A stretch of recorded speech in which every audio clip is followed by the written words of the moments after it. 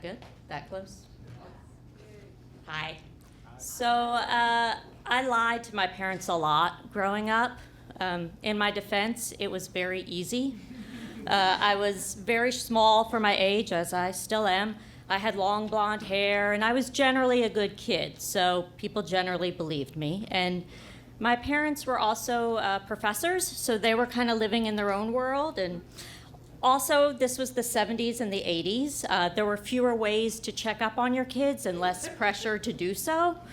Really, at that point, all you needed was plausible deniability. She said she was at the library. I don't know what time it closes. I was a horrible, horrible student. So most of my lies were like, no, I don't have homework. No, we didn't take that test. No, they're not doing report cards this year. I don't know. I once missed an entire week of school, claiming to be sick, went to a party on Saturday, and timed it exactly right on Sunday for when I started to feel sick again and realized that the party was a horrible idea and couldn't go to school on Monday. This is how good at this I was. In high school, my lies were pretty predictable. I don't know why you smell cigarette smoke. I did once tell my father, well, I'm pretty sure the reason you smell pot is because our house was built on an old hemp farm, which was true, and it rained last night, and so that smell must have just come back up. I know now, having raised my own children, that my parents probably did not believe me. They did the thing that we all do, which is like, do I deal with this bullshit behavior, or do I ruin my night by having to hand out consequences? What do I do? But the lie that has always confused me that I got away with happened when I was in about 10th grade. A friend who had run away from home, or maybe she was thrown out, I don't remember exactly, she asked if she could stay in our house over the weekend while we were out of town. My parents very reasonably said no, and I gave her the house key anyway. And we came back in town, and she'd done a pretty good job. I had to, fish some cigarette butts out of potted plants and move stuff around a little bit, but everything looked pretty normal. And then we got to the kitchen, and my mother opened the refrigerator.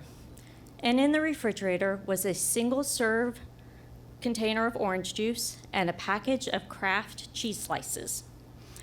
This was not normal for our house. We had orange juice out of a frozen tube that you put in a big plastic thing and you beat with a wooden spoon, right? The way God intended. I'm not even sure I knew you could buy pre-made orange juice at this point in my life. Also, we did not have processed food like American cheese. The only processed food in our house was Tab. And that's because, although it had saccharin, a potentially dangerous chemical with a horrible aftertaste, it had 0 calories. And that was the priority. So my mother is looking in the fridge, and she sees the orange juice and the cheese, and she looks at me and she says, "Do you know how this got here?" And I said, "No." And she said, "I think I'm going to have to call the police." And I said, "Mother, that is absurd. What are you going to do? Tell them that you found somebody broke into your house and left orange juice and cheese? Are you Goldilocks?" And my mother said, "Well, then do you know how else they got here?" And I said, "No." And she looked at me, and I looked at her. And out of nowhere, my father says, "Maybe I bought them before we left and forgot about it." My father did not know where the orange juice and cheese were at the grocery store. My father might not have even known where the grocery store was. And my mother looks at him, I look at him, we all three look at each other, and then we all just leave the room and never speak of it again. And I never knew why. And today, my father has dementia, and he lives in a world where he floats back and forth in between different realities. Sometimes he's on the front porch he had growing up. Sometimes he's in his office.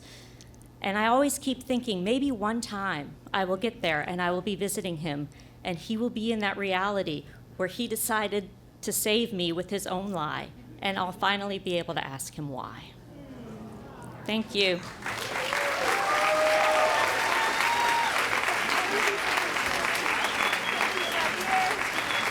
Let's give it up for Moth.